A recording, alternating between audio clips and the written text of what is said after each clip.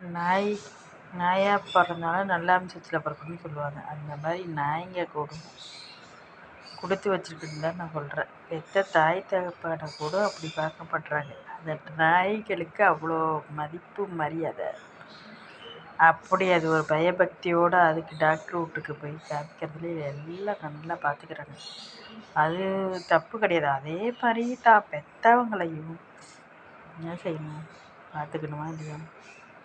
பெற்றவங்கள மாடி மேலே போட்டு அவங்களுக்கு தனியாக ஒரு பொம்மையை ஒன்று போட்டு பெட்ஷீட்டு போட்டு மூடி வச்சுட்டு நாய்க்கு பெற்றவங்களுக்கு துணையாக அவங்க பொம்மை, இவங்க 4 பேரும் நாய் பயந்துருவான் நாய்க்கு துணையாக. அதனால தான் படுத்திருக்க பெட்டுக்கு அடியில் நாய் தூக்குறாங்க. என்ன ஒரு நாயம் உலகத்தில், எந்த ஒரு நாயம் இப்படிலாம் ஒரு நாயம் இருக்கா? பெற்றவங்களோட நாய் முக்கியம்.